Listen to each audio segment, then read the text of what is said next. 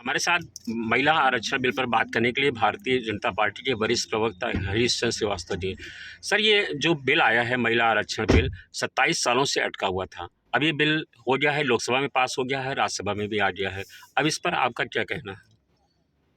देखिए, आधी आबादी को हम्म, के सशक्तिकरण को लेके नारी वंदना सशक्तिकरण जो विधेयक आया है, ये एक तरह से आधी आबादी के लिए उपहार साबित होगा। देश की जो नारी शक्ति है, आदिकाल से भारतीय संस्कृति में अनेक अद्भुत नेतृत्व उन्होंने प्रदान किया है।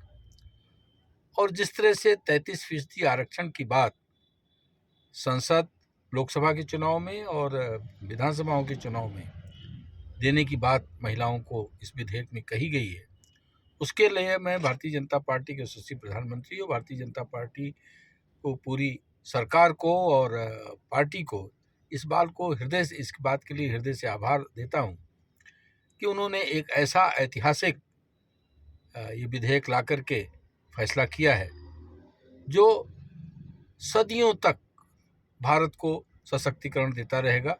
और विभिन्न क्षेत्रों में महिलाओं ने अद्भुत नेतृत्व दिया है और देश की गौरवशाली संस्कृति और परंपरा को जिस तरह से समृद्ध किया है, उसी तरीके से देश पुनः विश्व गुरु की तरफ तेजी के साथ आगे बढ़ेगा और नारी शक्ति पूरी मजबूती के साथ देश के विकास में, समृद्धि में, खुशहाली को लेकर के नेतृत्व प्रदान करेगी। सर, विपक्ष का कहना है कि भारतीय जनता पार्टी सिर्फ चुनावी एजेंडे के चलते इसको लेकर के आई है, क्योंकि इसको अभी लागू नहीं किया जाना। डिलिमिटेशन होगा, जातीय जनगणना होगी, फिर विशेष आरक्षण, विशेष सत्र लाने की इसमें क्या आवश्यकता थी? देखिए, अच्छे काम की शुरुआत कभी तो करनी पड़ेगी। 96 से ये प्रयास हो रहा था और 2010 में राज्यसभा में ये बिल पास हो गया था। भारतीय जनता पार्टी ने कांग्रेस की सरकार को बिना शर्त समर्थन इस मुद्दे पे दिया था, लेकिन जो कांग्रेस के पार्टी के जो सहयोगी दल थे, उनके विरोध के कारण कांग्रेस पार्टी वो अपनी कमिटमेंट को पूरा नहीं कर सकी। तो आज अगर भारतीय जनता पार्टी के यशस्वी प्रधानमंत्री ने ये कदम उठाया है, तो मुझे लगता है कि ईफ एंड बट लगाने जैसी इसमें कोई बात नहीं है और कोई संशय नहीं होना चाहिए। जब कोई शुभ कार्य होता है तो अच्छे मन से करना चाहिए और अच्छी आशा के साथ करना चाहिए। आपको क्या लगता है 2024 में इसको लेकर के कोई पार्टी को कोई लाभ मिलने वाला है? देखिए, हर कार्य में नफा नुकसान तलाशना मुझे लगता है कि तो व्यावसायिक कार्य है।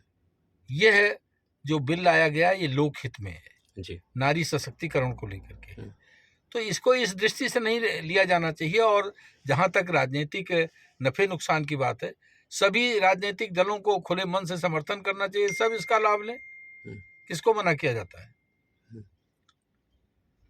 नहीं, विपक्ष का ये कहना है कि जो डिलिमिटेशन की बात, जैसे ओबीसी की मांग की जा रही है और अल्पसंख्यकों के लिए मांग की जा रही है, और भारतीय जनता पार्टी ने कल जब संसद में बात कर रहे थे अमित शाह जी, तो उन्होंने ये कहा कि जो है हम अगर अभी से इसको लागू कर देंगे तो वायनाड की सीट होगी, हैदराबाद की सीट होगी, तो इसको लेकर के राजनीति होगी। तो इसको लेकर के विपक्ष कह रहा है कि जो है अभी से आरक्षण 2024 से लागू हो जाना चाहिए, उसको वेट नहीं करना चाहिए। देखिए, विपक्ष को केवल कहना है, लेकिन आप समझते हैं कि लोकसभा चुनाव में कितनी बड़ी व्यवस्था इन्वॉल्व होती है और चुनाव बहुत लंबा नहीं है समय उसके लिए अगर देखा जाए, तो ऐसे में पुनः सारी सीटों का अगर एक तरह से देखा जाए कि पुनर्निर्धारण किया जाना, उसके लिए एक फार्मूला तय होना, और उसके लिए भी चुनाव आयोग व्यापक रूप से सभी दलों के साथ सभी राज्यों में जाएगा, तो यह कार्य कोई 10 दिन, 15 दिन, महीने भर का नहीं है जी। इसमें टाइम लगेगा। तो मुझे लगता है कि ये जो विपक्ष की सोच है, कहीं न कहीं व्यवहारिकता से परे है। जी, धन्यवाद बात करने के लिए।